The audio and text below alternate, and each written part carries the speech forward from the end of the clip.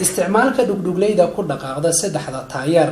ayaa waxaa si weyn looga yaqiinay dalka Hindiya. qofkii arko magaalooyinka ay dhex socotaayina waxa durbaba uu sawiran jiray inuu dhex taagan yahay magaalooyinka Delhi iyo Bombay.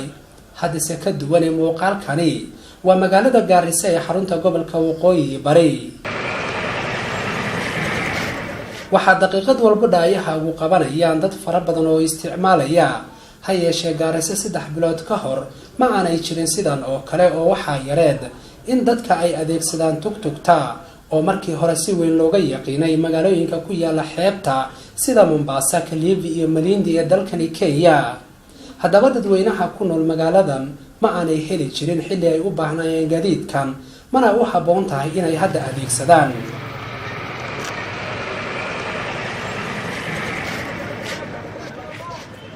bajaajka inta imaatay aad baan ugu fiicnaanay, waayo xaafadaha awal hore tagsiga markaan halkan ka qaadano alaabta iska yaryara 300 kaliya hadda tahay 300, laakiin haddaad alaab badan wadaad alaab yarta 150 u badan 150 bay nagu geysaa xaafadana inaga aad baan ugu fiicnaanay.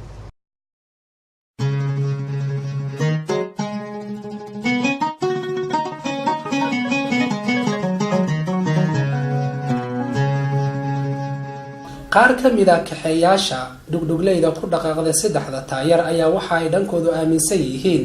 inay hadda u hayaan shacabka magaalada Garissa shaqo aad u wanaagsan, maadaama qiimihii ay ku raaci jireen ay ahayd mid sare. ha yeeshee hadda ay ka nafiseen inta badan shacabka qiimihii sare ee lagu raaci jiray gaadiidka dadweynaha sida tagaasida iyo BLka. markase taasi oo dhan laga yimaada ma jiri karaa faa'iido intaasi ka duwan oo ay ku qabaan reer Garissa.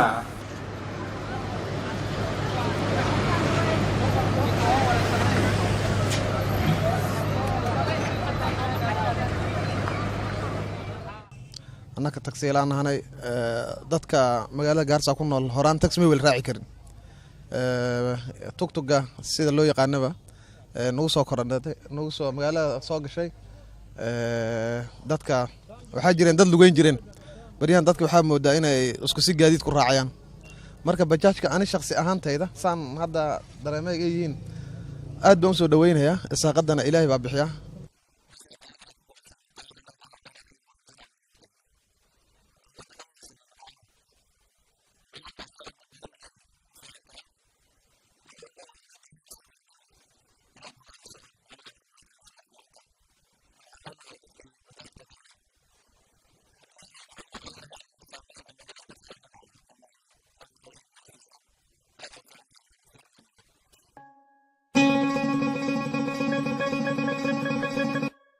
marka laga yimaado hadalka milkiilayaasha iyo darawalada kaxeeya inta badan,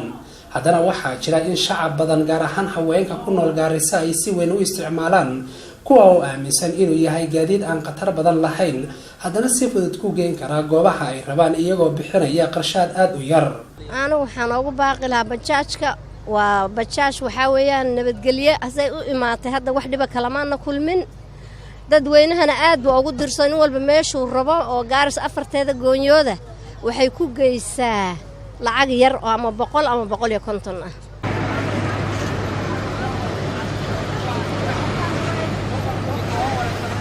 qaar ka mid ah kaxeeyaasha gaadiidka dadweynaha iyo sidoo kale darawalada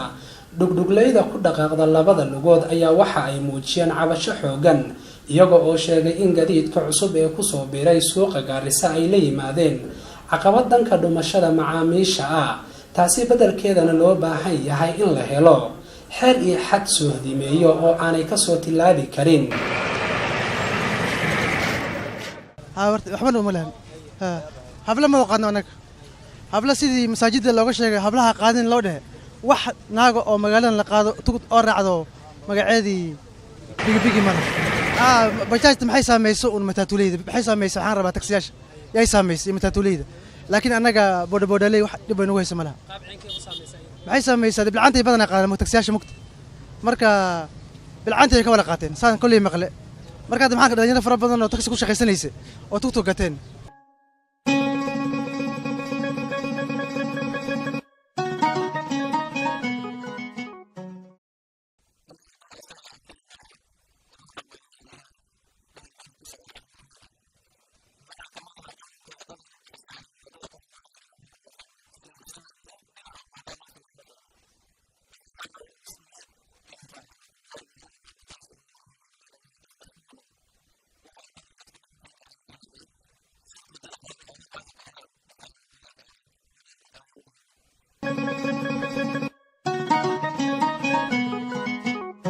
dhammaan milkiilayaasha tugtugta ayaa waxa ay samaysteen iskaashato ay ku doonayaan inay ku muujiyaan mideynta maskaxdooda iyo maalkooda si ay uga tilaabaan caqabad kasta oo soo wajahda sida inay iska kaashadaan haddii uu dhib yimaado sida shil xarig iyo muran la xiriira ciidamada wadooyinka magaalada Gaarisa ee xarunta gobolka Waqooyi Bari ayaa hadda waxaa ka shaqeeya wadarta guud ee bajaajta ama tugtugta ilaa iyo 70 xabo waxaana jira kuwa kale oo wadada ku soo jira oo la doonayo inay ka howlgalaan magaalada tani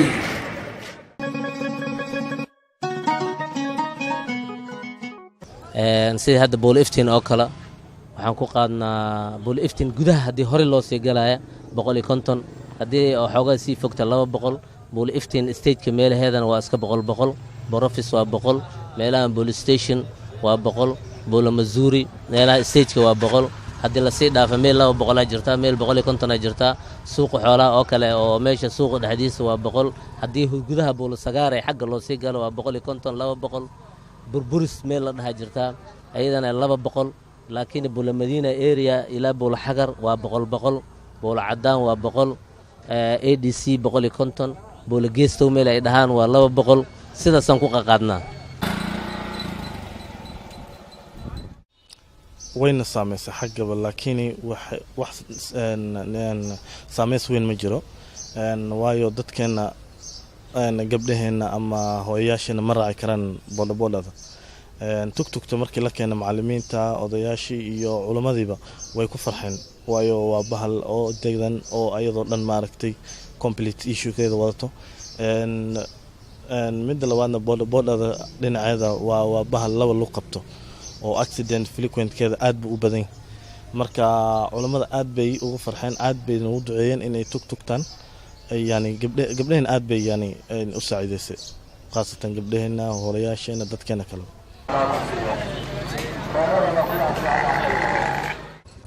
muddooyinkii ugu dambeeyay waxa magaalada Gaarisa ee xarunta gobolka Waqooyi Bari ee dalkani Kenya ku soo badanayay